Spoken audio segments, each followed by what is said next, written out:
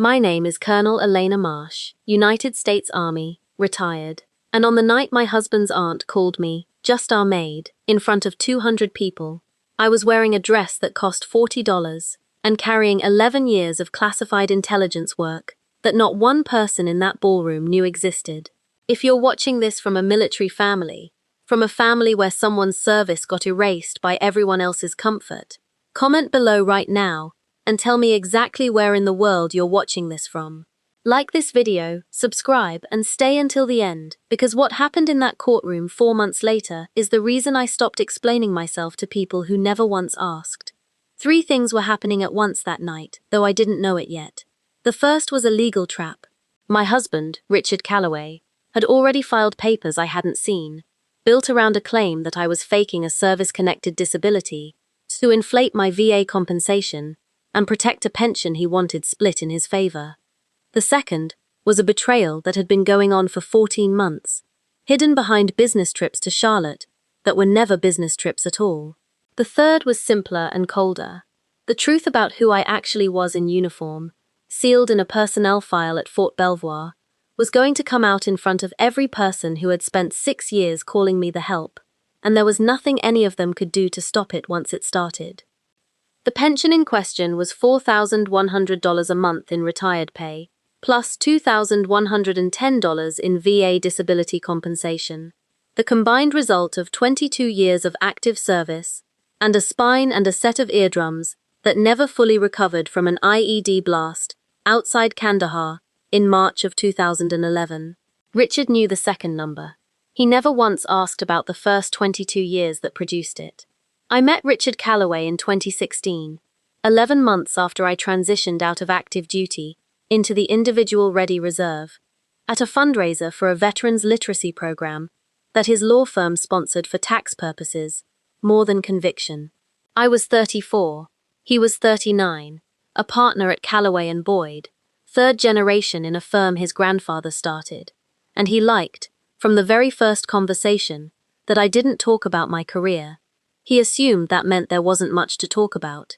I let him assume it, because for 11 years the United States government had paid me specifically not to talk about my career, and the habit of silence doesn't switch off just because the security clearance eventually does. What I never told Richard, not on our first date at a rooftop bar in Alexandria, not on our wedding day at his family's estate in Middleburg, not once in 6 years of marriage, was that I had served as a military intelligence officer, that I held the rank of lieutenant colonel at the time of my medical retirement, and that between 2007 and 2018, my work had touched signals analysis in 3 different theaters, a liaison posting to NATO headquarters in Brussels, and 18 months embedded with a joint special operations task force, where my job was to keep operators alive by knowing things before they walked into a room. None of that was a secret because I was ashamed of it. It was a secret because that's what a non-disclosure agreement and 22 years of discipline train a person to become. Richard's family filled that silence with their own story, and they filled it fast. His mother, Corinne Calloway, decided within the first month that I had been, in her words at a Thanksgiving dinner in 2017, some kind of army secretary, and once Corinne decided a thing, the entire family adopted it as settled fact, the way people adopt the weather. Corinne had one setting, and I want you to notice it every single time she appears in this story, because it never changes. Contempt dressed up as concern. She would smile while she cut you. She told her book club I did logistics work, filing mostly, at a dinner I was sitting 3 feet away from. She told the caterer at our wedding that I wasn't really career military, more of an office thing, while I stood in a gown holding a folded flag that had been presented to me, not to Richard, at my own retirement ceremony, 8 months earlier, a ceremony none of the Calloways attended because it conflicted with a fundraising gala in Palm Beach. I remember the exact table, a mahogany farmhouse table Richard's mother had imported from a estate sale in the Cotswolds, and the exact silence that followed her comment about the filing, the kind of silence a family produces when nobody wants to be the one to correct the matriarch. I set my fork down, said nothing, and finished my meal, while 11 years of deployment sat folded up inside me like a map nobody in that house had ever asked to see. Richard's father, Walter, a retired regional bank vice president, who mostly stayed out of Corinne's opinions, glanced at me once across the table that night, an apologetic half-second of eye contact that never once turned into an actual sentence in my defense. Not that Thanksgiving, not any of the 5 that followed it. Richard's aunt, Corinne's older sister, was named Marguerite Ashworth, and she was the one who would say the sentence at the gala that this whole story turns on. Marguerite had a second home in Middleburg, 2 properties down from the Callaways, sat on the board of 3 museums, and had exactly one personality trait worth recording: performative superiority, the specific kind that needs an audience to exist at all. She was never unkind when it was just the 2 of us. She saved her contempt for rooms with witnesses, because contempt without witnesses, for a woman like Marguerite, wasn't worth the energy. The smell of that hospital corridor in March of 2011 has never left me, and it came back to me clearer than anything else the night of the gala: disinfectant and scorched fabric, and the particular metallic taste that fills your mouth after a blast concussion. And I want you to sit with that smell for a second, because it's the thing Richard's family would later stand in a courtroom and tell a judge I invented.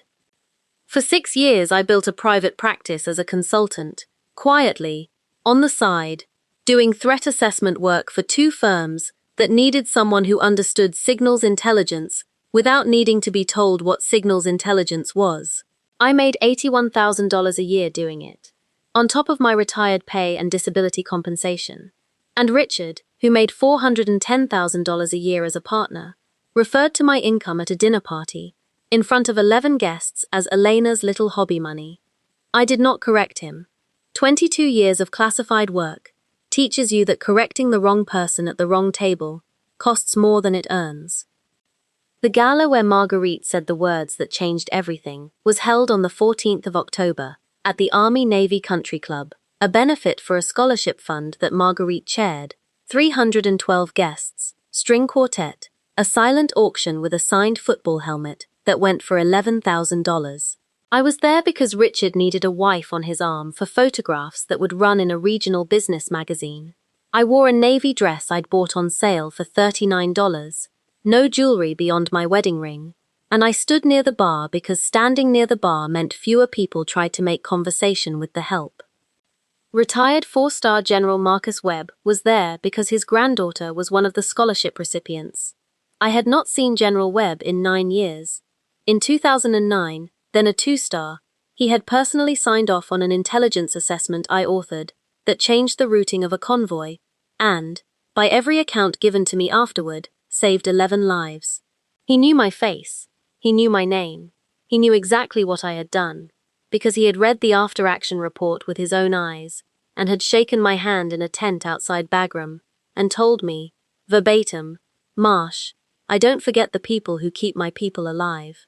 I had spent 9 years assuming I would never see him in a ballroom in Virginia, holding a glass of champagne.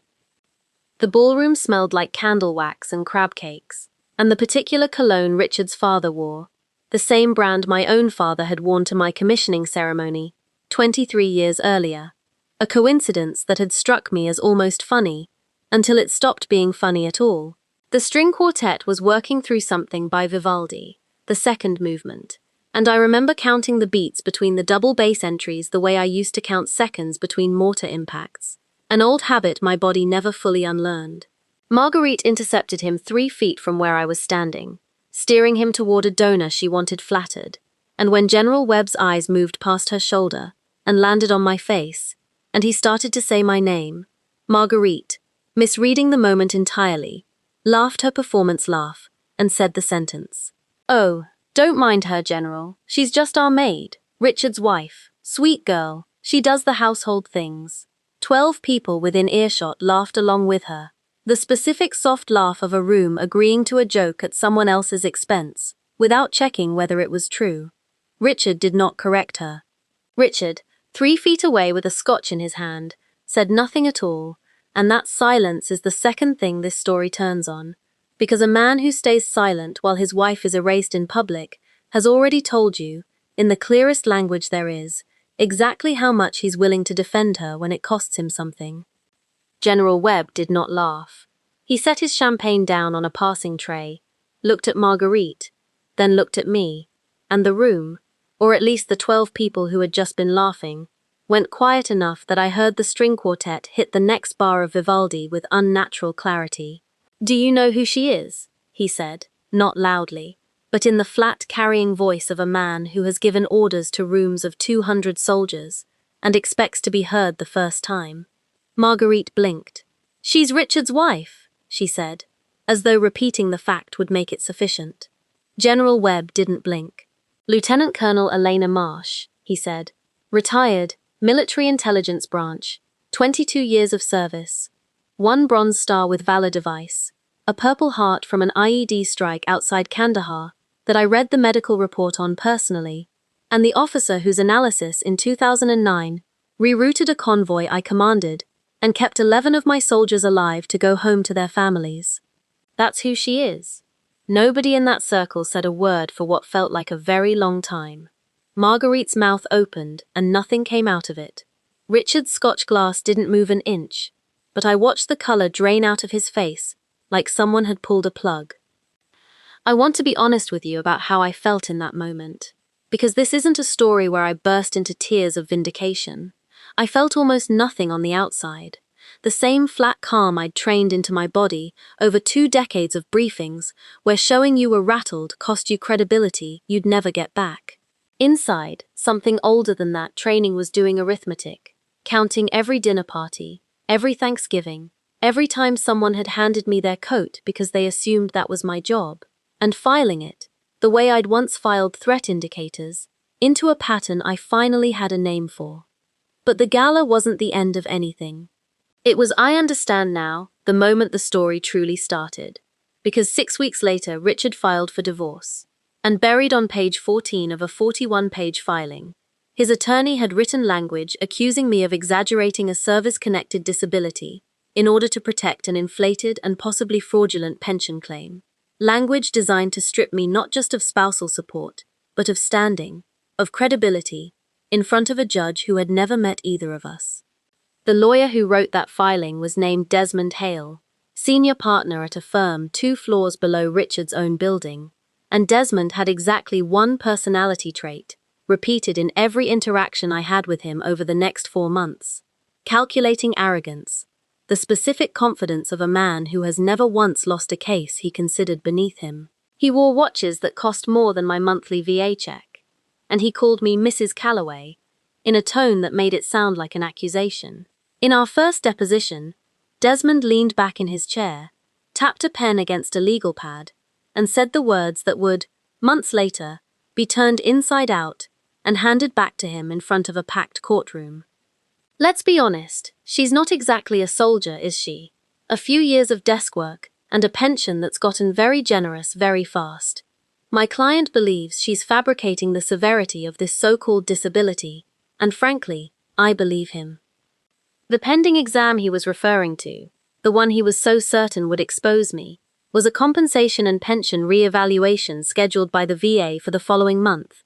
Standard, routine, the kind every disabled veteran goes through periodically, but Desmond had convinced Richard it was a trap I'd built for myself, evidence in waiting that I'd overstated a tinnitus and traumatic brain injury rating that had, in truth, been confirmed by 3 separate neurologists across 9 years. He didn't know that. He hadn't asked. Desmond Hale had built his entire strategy on the assumption that a woman who never talked about her service didn't have one worth respecting, and that assumption was about to cost his client everything. There was a second object at the center of this, a sealed manila envelope that had been sitting in a fireproof lockbox in my closet since 2018, containing my full DD-214, my complete officer evaluation reports, and a personal letter General Webb had written and mailed to me the week after my retirement ceremony. A letter I had never shown Richard because he had never once asked to see it. That envelope and a phone call I made to General Webb's office 9 days after the divorce filing landed were the 2 threads that would come together in a courtroom in February. Richard's mistress, if I can even use a word that implies some kind of glamour to it, was a 31-year-old paralegal at Calloway and Boyd named Vanessa Reyes, and their relationship, according to hotel records my own attorney later subpoenaed, had begun in August of the year before the gala, 14 months of Tuesday nights at a Marriott off Route 7 that Richard expensed to the firm as client dinners. Vanessa's one repeated trait through this entire story was rehearsed professional poise, the kind of composure that only cracks once, at exactly the wrong moment, and I promise you it cracks. In a mediation session in December, Vanessa sat beside Richard, hands folded, and said, in the same flat tone she probably used to file briefs, "Richard's told me everything about the marriage. He says Elena checked out years ago, emotionally, that she was always somewhere else, distant, hard to reach, like she was still off in some war zone in her head, instead of being present in their life." I remember the exact chill that ran through me, hearing my service to this country described, by my husband's girlfriend, as evidence of my failure as a wife. 3 days after the gala, before the divorce filing, before the exam, before any of it, Richard came home late, and I asked him, calmly, why he hadn't corrected his aunt at the gala. He set his keys on the counter and didn't look at me when he answered. "Elena, it's not that big a deal. You've never made a big deal about it. So I didn't either." I asked him if he had ever, in 6 years, told a single member of his family what I actually did in the army. The silence that followed answered the question more completely than any sentence could have. Later that same week, I opened the lockbox for the first time in years and reread General Webb's letter, 4 paragraphs, handwritten, ending with a line I had memorized without meaning to. "Marsh, the ones who never ask what you did are usually the ones who need it explained the most. Someday, in the loudest room you've ever been in." Corinne, Richard's mother, doubled down after the gala, rather than reconsidering anything. At a lunch I was invited to only because cancelling would have looked suspicious to the country club social calendar, Corinne told 2 other women at the table, within my hearing, that poor Marcus Webb must have mixed her up with someone else. "There's no way our Elena was ever really in combat. Look at her. She irons Richard's shirts." I said nothing. I ordered the salmon. I was, by then, 3 weeks into quietly building the case that would end this particular assumption permanently, and giving Corinne the satisfaction of an argument she could later reframe as hysteria wasn't part of the plan. If you've ever had someone in your own family decide who you are and refuse to update that decision no matter what evidence showed up in front of them, I want you to hit like right now, because what's coming in the next few minutes is for every single person who's ever had to sit through a lunch like that one and order the salmon instead of defending themselves. The VA compensation and pension exam took place on January the 9th at the Washington, D.C. VA Medical Center, room 214, with a neurologist named Dr. Priya Anand, who had reviewed 9 years of prior imaging before I ever walked into the room. Desmond Hale had told Richard the exam would unravel itself, his phrase, under professional scrutiny. It did not unravel. Dr. Anand's report, filed 11 days later, confirmed with updated imaging that the traumatic brain injury from the March 2011 blast had produced measurable, permanent changes to my temporal lobe function, that my tinnitus rating remained accurately assessed at the existing level, and that, in the doctor's own written words, my disability rating, if anything, undersold the severity of ongoing symptoms I had spent 9 years managing without complaint to anyone, including my own husband. 2 weeks after that report landed, on a Tuesday, I had what Richard's filing would later, grotesquely, attempt to characterize as a staged episode, and what was, in fact, a genuine and frightening medical event, a seizure triggered by cumulative TBI damage, in the kitchen of the house I no longer lived in, but had returned to that afternoon, to collect the last of my belongings. Vanessa was there, Richard was there. I don't remember most of it, only the cold of the tile floor against my cheek, and Richard's voice, from very far away, saying, "Elena, stop it, this isn't funny." Before, according to the paramedic report filed that night, he took nearly 4 full minutes to call 911. Vanessa, to her limited credit, was the one who actually dialed. I spent 2 nights in George Washington University Hospital, room 412, in a bed with rails I gripped through the aftershocks of a headache that felt like something tightening behind my left eye. listening to a monitor beep, in a rhythm I recognized from 9 years of similar rooms in Landstuhl and Bethesda. A resident named Dr. Okafor sat with me the first night and asked, gently, whether anyone had been with me when it happened, and I told her the truth, that my husband had been in the room and had not moved for what felt, to me, in the fragments I could piece back together, like an unbearably long time. She wrote something down and didn't say anything else about it, but I saw her jaw tighten. The attending neurologist's report used the word genuine 3 times and the word consistent with prior diagnosis once, and it noted, in the flat clinical language hospital charts used for things too large for adjectives, that the patient's spouse had reported delayed emergency response due to uncertainty about the nature of the episode, language that would later read, in a courtroom, like a confession dressed up as an excuse. That single medical file, more than anything Desmond Hale had built his case around, became the second nail in the coffin of his strategy, because a man who accuses his wife of faking a disability and then waits 4 minutes to call an ambulance during an actual medical emergency has, in the eyes of any judge who reads that timeline, already answered the only question that matters. I want to slow down here, because I know some of you watching have sat on a kitchen floor, literal or otherwise, and had someone who was supposed to love you decide your pain was a performance. The floor was cold. The overhead light was too bright when I came back to consciousness for a few seconds. I remember the specific squeak of Vanessa's shoes on the tile as she paced during the call. None of that made it into Desmond Hale's filing, because none of it fit the story he needed to tell.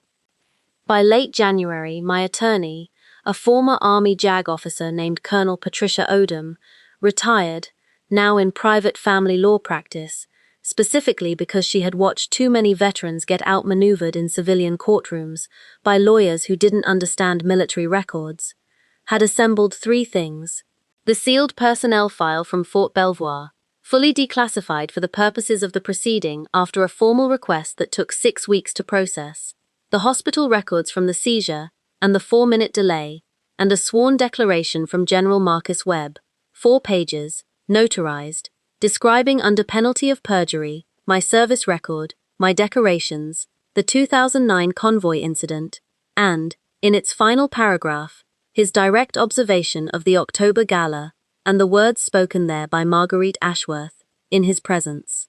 Patricia read me that declaration over the phone the night before the hearing, and I sat in my new apartment, alone, and felt something in my chest unclench for the first time in 6 months. The hearing was scheduled for February the 11th, in Fairfax County Circuit Court, before Judge Harold Whitfield, a jurist with 11 years on the family law bench, and a reputation, Patricia told me, for having 0 patience for what he called character theatre in his courtroom. I remember the cold of the marble floor in the lobby, through the soles of my shoes, the specific echo of heels on stone that reminded me, absurdly, of a briefing room in Brussels, and the way the radiator, along the east wall of courtroom 4B, clanked twice before settling into a low hum that ran under the entire proceeding like white noise. I wore my Class A uniform for the first time in 6 years, the ribbons in their exact order, the bronze star with its small V device, catching the fluorescent light every time I shifted my weight, and I felt Corinne's eyes on it the moment I walked in, though she said nothing, for once, at all. The gallery that morning was not empty.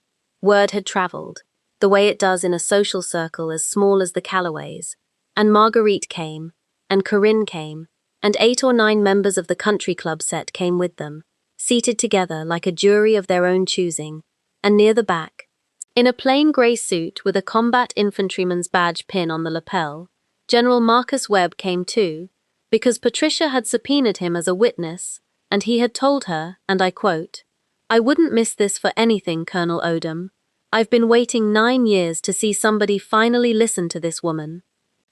Desmond Hale opened confidently, laying out the timeline of the marriage, the seizure, the pension increase, framing it all as a pattern of a woman reinventing her own history under financial pressure, and I watched Richard nod along beside him, and I felt, for the first time in the whole proceeding, not anger, but something closer to pity, because I understood in that moment that he had built an entire legal strategy on never once, in 6 years, having asked me a single real question about my own life.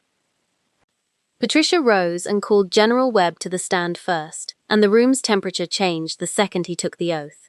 Because you cannot manufacture the specific gravity of a 4-star general raising his right hand in a county courtroom, and everyone in that gallery, whether they wanted to or not, sat up straighter. Under questioning, General Webb read into the record the after-action summary from 2009, described the convoy reroute, described the 11 soldiers who came home because of the analysis I had authored, and then, when Patricia asked him to describe what he had witnessed at the Army-Navy Country Club on October the 14th, he turned, not toward Patricia, not toward the judge, but directly toward the gallery, toward Marguerite Ashworth's row, and repeated, word for word, the sentence she had said that night. "She's just our maid, Richard's wife, sweet girl. She does the household things." A ripple went through the gallery. Marguerite's face went the color of the courtroom walls. "That," General Webb continued, still looking at her, "is what I heard a grown woman say about a decorated combat veteran, in a room full of people who owed her more respect than that. And it is the single most ignorant sentence I have heard spoken about a soldier of mine, in 41 years of service." Patricia then moved to the sealed personnel file, entering it into evidence and reading portions aloud at Judge Whitfield's request. 22 years condensed into 11 minutes. Deployments to Baghdad in 2003, to Kandahar in 2010 and 2011. The 18-month task force posting whose specific operational details remained classified, but whose existence and my role in it were confirmed. The Bronze Star with Valor device, the Purple Heart, the letter of commendation, signed personally by a 3-star at NATO headquarters in 2015. Judge Whitfield, who Patricia later told me almost never interrupts testimony, stopped the reading once to ask, directly, whether the disability rating at issue in the pension dispute had been independently re-evaluated within the last 90 days, and when Patricia confirmed it had, and produced Dr. Anand's report confirming, and if anything underselling the severity of my condition, he made a note on his legal pad, and did not look up at Desmond Hale for a long moment. The hospital record came next, and this was the part that finally broke something open in the room, because Patricia read the timeline aloud, plainly, without embellishment, the seizure, the cold kitchen floor, Vanessa Reyes dialing 911, and Richard Calloway's 4-minute delay, confirmed by the paramedic's own time-stamped report, before he assisted his wife of 6 years during a documented, medically verified neurological event. "Mr. Calloway," Patricia said, not as a question to him directly, but as a statement to the room, spent 4 minutes deciding whether his wife's collapse was real before calling for help, and then spent the following 6 weeks arguing in this very court that the collapse was staged. I would ask the court to consider what that timeline tells us about who actually understood what was happening in that kitchen. Richard did not look up from the table. Vanessa Reyes, seated 2 rows back, put her face in her hands, her rehearsed composure finally, visibly, cracking in front of the exact social circle she'd spent 14 months hiding from. Desmond Hale attempted a recovery, pressing on cross-examination about the timing of the pension increase relative to the filing of the divorce, trying to suggest opportunism, and General Webb, still on the stand for redirect, answered a question that hadn't technically been asked of him, but that Judge Whitfield allowed to stand. "Counselor," he said, "that pension is $4,100 a month in retired pay for 22 years of service and $2,110 in disability compensation for injuries. A licensed neurologist just confirmed, under oath, are real and permanent. If you'd like to suggest that number is inflated, I'd invite you to spend 18 months where she spent them, and then we can talk about what a fair price looks like." The gallery, including 2 or 3 of Marguerite's own guests, actually applauded before Judge Whitfield's gavel cracked down once, sharp, and the sound of it hitting the bench seemed to land in my chest like something finally settling into place after 6 years of not quite fitting. Judge Whitfield's ruling, delivered from the bench that same afternoon, rather than held for a written order, found no basis whatsoever for the fraud allegation, sanctioned Richard Calloway's legal team for what he termed a filing built on assumption rather than evidence, awarded me the full pension as separate property, given its origin prior to and independent of any marital contribution beyond survivorship, and, in a line Patricia later told me she'd never heard a family court judge say aloud in 11 years of practice, addressed the gallery directly. "It is deeply troubling to this court," Judge Whitfield said, closing the file in front of him, "how easily a room full of educated people decided this woman's worth without ever once asking her a single question about her own life. I would encourage everyone in this gallery to sit with that discomfort for a while." Marguerite left before he finished the sentence. The consequences, once the story spread through that same small social circle over the following weeks, arrived unevenly, and specifically, the way they always do. Marguerite Ashworth was quietly asked to step down from the chair of the scholarship board she had run for 9 years, a decision made not by any dramatic vote, but by 4 board members simply declining to renominate her, and the country club set that had laughed along with her at the gala stopped returning her calls with the particular efficient cruelty of people protecting their own reputations. Corinne Calloway, Richard's mother, sent me a card in March, unprompted, 4 sentences long, that read, in part, "I was wrong about you, and I was too proud for too long to say so. I hope someday you can forgive an old woman's ignorance." And I have not forgiven her. Not fully, but I did write back, because General Webb's letter had taught me that the ones who never ask are sometimes, eventually, capable of learning to. Desmond Hale's firm quietly reassigned him off 2 other pending family law cases after the sanction became a matter of public record, and Vanessa Reyes, according to a mutual acquaintance, left Calloway and Boyd entirely by April, unable, apparently, to sit in that building every day beside the man whose 4-minute hesitation had ended up defining her too. Richard called me in May, 7 weeks after the ruling, and asked if we could talk. Not about the marriage, he said, but about what he'd learned. I met him for coffee, not out of any lingering feeling, but out of the same discipline that had carried me through 22 years of debriefs, where you sit across from someone and let them finish the sentence, even when you already know where it's going. He told me he had spent the months since the hearing rereading every conversation we'd ever had, looking for the moments he'd chosen assumption over asking, and there were, he admitted, more of them than he could count. I told him that the cruelest part of the whole 6 years wasn't the divorce, or even the 4 minutes on the kitchen floor. It was the years before any of that, the years he had a wife willing to tell him everything, and never once thought to ask. He didn't have an answer for that, and for once, I let the silence sit there instead of filling it for him, because some silences finally belong to the person who earned them. The coffee shop was on King Street, the same one we'd had our 3rd date in 8 years earlier, and I noticed, almost against my will, that he'd ordered my drink correctly, without asking, the small automatic muscle memory of 6 years of marriage still intact even after everything. And it struck me as the saddest kind of competence, the ability to remember exactly how someone takes their coffee, while never once learning who they actually were. I think about General Webb's letter more often now than I used to, that line about the loudest room you've ever been in, and I've come to believe that every one of us who has ever had our worth, quietly decided by someone who never bothered to ask, is owed, eventually, one loud room, one moment where the truth gets read into the record, whether anyone invited it or not. I don't know if that moment comes for everyone. I know it came for me in a Fairfax County courtroom in February, with a 4-star general repeating my own erasure back to the people who authored it. And I know that the version of me who stood quietly by the bar at that gala 6 months earlier, in a $39 dress, never once imagined it would happen that fast. So I'll ask you the same thing. That room ended up asking itself. How many people in your own life have you already decided you fully understand, without ever once asking them the one real question that would have told you the actual truth? I keep the letter in the lockbox still, next to a folded flag and a Purple Heart citation nobody in that family ever read until a courtroom made them. And next week, I'm going to tell you about the veteran who sat 2 seats down from General Webb that day, the one whose story of being erased by his own hometown makes mine look almost gentle, So if any part of tonight made you sit up a little straighter in your chair, you already know exactly what to do before that next video loads.